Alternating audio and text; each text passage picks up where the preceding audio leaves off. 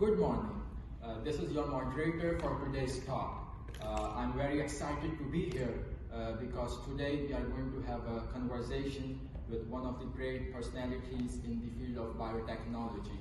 I'm very excited to meet with and talk with Mrs. Mary-Dell Chilton, who has done her contributions in the field of plant genetic engineering. So give a big round of applause to Mrs.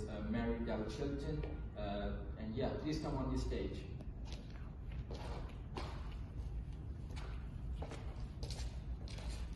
Good morning, everyone. My name is Mary-Dell Chilton, and I am very honored to be here today to talk about my contributions in the field of biotechnology, particularly in plant genetic engineering. For much of the human history, agriculture has relied on traditional breeding methods to improve crops. However, these methods are very slow and unpredictable. My research has helped change this process by developing a method to introduce specific genes in plants, making genetic modifications more precise and efficient. In 1970s, my team and I discovered that Agrobacterium, tumefaciens, a soil bacterium, could be used to transfer genes into plants. We harnessed this natural process to create the first genetically modified plant, proving that DNA from one organism could be stably incorporated into another organism. This breakthrough laid the foundation for modern plant biotechnology. In simple terms, Agrobacterium acts like a genetic delivery system. Normally, it is inserted into its own DNA into plant cells, causing tumors.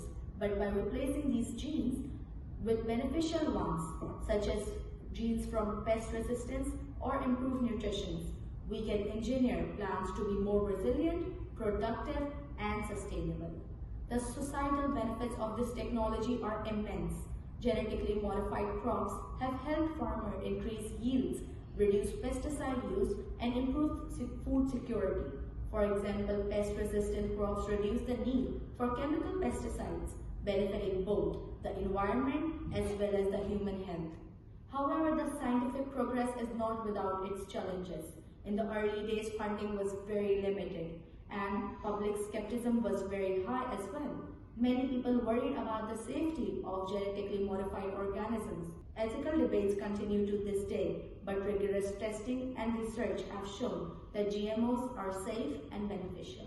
Thank you. Thank you, Dr. Chilton, for this insightful presentation. We will now take some questions from the audience. Dr. Chilton, your pioneering work with Agrobacterium laid the foundation for plant genetic engineering with rise of modern techniques like CRISPRs, which allow precise genome editing. Would you compare the two? And what would be the mechanism of your comparisons? And do you see them working in the future together? It was a great question. While my work at Agrobacterium was a groundbreaking theory, but relatively CRISPR is a newer and more precise tool for genetic modification. Unlike Agrobacterium, which inserts genes at random locations, CRISPR allows scientists to target specific genes with pinpoint accuracy. Both methods have their place in biotechnology, but CRISPR represents an evolution in our ability to edit DNA with utmost precision. What ethical concerns were raised about your work and how did you address them? Ethical concerns about genetically modified crops have always been a major part of discussion. However, people are worried about food safety, environmental impacts, and corporate control of agriculture. To address these concerns, rigorous safety testings and transparent research have been conducted. Regulatory bodies like FDA and WHO ensure that these GMOs are safe for consumption. Public engagement play a very vital role, and moreover, education is extremely crucial to this dispelling misinformation. How has your work influenced the current biotech research? Personally, I think that my research has paved a way for the development of these crops, which can withstand pests, droughts, and diseases. Today, plant biotechnology is expanding to create crops that are more nutritious and climate resilient. The principles of genetic transformation that I established are now implied in many fields beyond agriculture, including medicine and bioproduction. What advice would you give to young scientists today? Advice which I would like to give to young scientists today would be to stay curious and persistent. Science is full of obstacles and perseverance leads to breakthroughs. Collaboration is the key. It is the utmost way to work with others and solve problems. Most importantly, communicate your research clearly so that the society understands its benefits. Thank you. This has been an enlightening discussion. We have learned how Dr. Chilton's work laid the foundation for modern plant genetic engineering, the benefits it has brought to agriculture, and the ongoing ethical considerations. Dr. Chilton, before we wrap up, do you have any final thoughts on the future of biotechnology?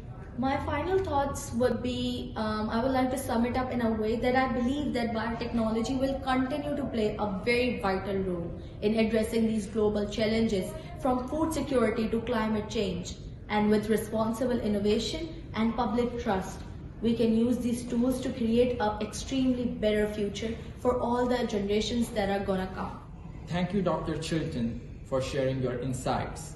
And thank you to our audience for asking these great questions. And yeah, this concludes our talk.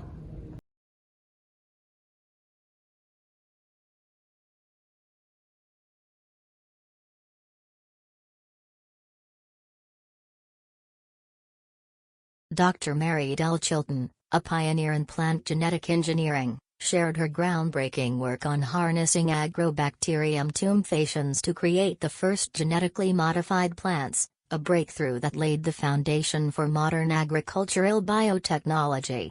She discussed how this innovation, alongside newer techniques like CRISPR, has advanced crop resilience, productivity, and sustainability while addressing ongoing ethical concerns through rigorous testing and public education.